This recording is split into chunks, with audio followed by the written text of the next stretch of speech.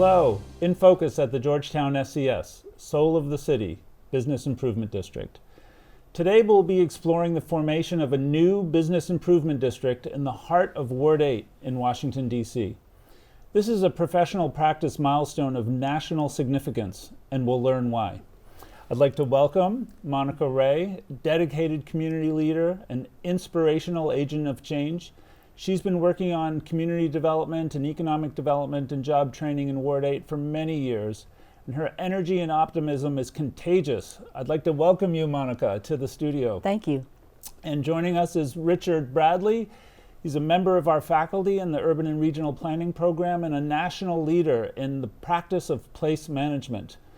Rich has been known for the long-time work in downtown DC, but he's recently been engaged in the formation of new bids across the DMV region and across the country. Welcome, Rich. It's a pleasure to be here. So, Monica, let's start with you.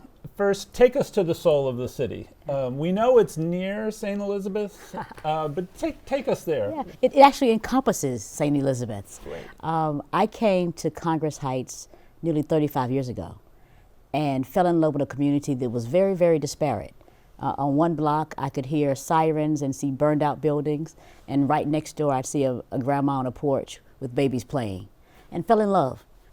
This community is a community that has been and has always had all the infrastructure, the social capital, the community. What it lacked was coordinated investment.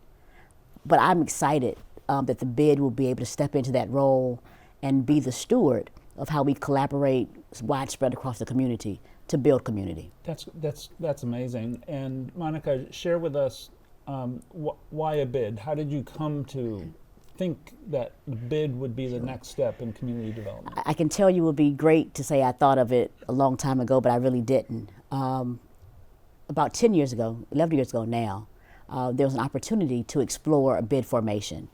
And we were lucky to have this guy beside me, Rich Bradley, who was able to step in and be our steward along that process. We created a group called Congress Heights Partnership, which was the bid-like entity without the guaranteed funding stream, but was dedicated and committed to by volunteer contributions to do those same coordinating activities of clean, safe, and activate without bid taxes. And once we made that pivot, it made sense. We were a community of a very narrow commercial corridor. Many of those businesses were operating on very thin margins anyway, so adding an additional tax at that moment probably wasn't the right answer. And I'm really happy that we were able to make that pivot at that time. So for the last 10 years, we've been able to run around the community, talk to leaders, talk to residents, talk to business owners to understand truly what it is that they need to be successful. That also allowed us to build some really great partnerships, like the one with Georgetown, to help us research and get baseline data and look at those trends that really change community. All the while, we were playing with this map to figure out what the right mix of commercial and residential spaces were to build a map. Rich, could you reflect a little bit on how bids are being formed in different neighborhoods and communities across this metropolitan landscape?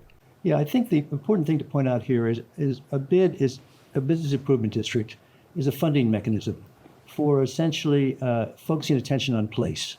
And I think for too long, and really up to about 2 or 3 decades ago, we didn't pay attention to place.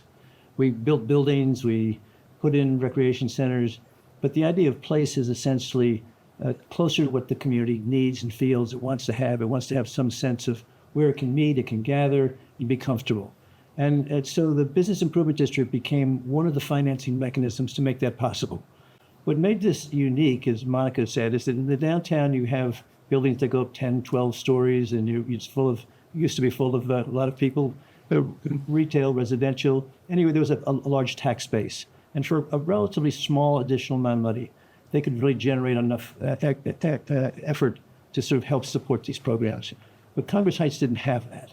And so what Congress Heights has done is to kind of continue the focus on sort of place-led economic development and found other ways to kind of move it along using Main Street programs, using the Community Development Corporation, using other kinds of things until a bid came along. And there was enough resource there, and now it's all being agglomerated together in a very useful and a very, I think, innovative manner. Rich, could you zoom out and put this into a national context? How significant is this? I think it's hugely significant because, as I said, mostly this is kind of center city or areas that are high value real estate that want to continue to be high value real estate. This is bringing it to an area that essentially has struggled, and while there's been a great deal of economic regeneration, it's a huge step forward. Monica, I want to close out with you. You're so engaged in the community. You're working with people, organizations, businesses, and you talked about the level of effort it takes to create the bid. As you talk to people, what are on people's minds? What are stakeholders wanting to do next? And share with us a little bit of the imagination behind the Sure. creation of an entity like this. To Rich's point, quickly, the thing that this bid does for our neighborhood is it puts us on par with other neighborhoods in the city.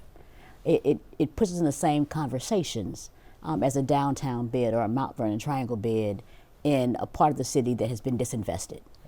So what I hear most often in the community is how excited people are to be attached to a neighborhood that's finally on the map. Monica and Rich, thanks for sharing your insights today. I look forward to following the evolution of the Soul of the City bid, and thanks to everyone out there watching.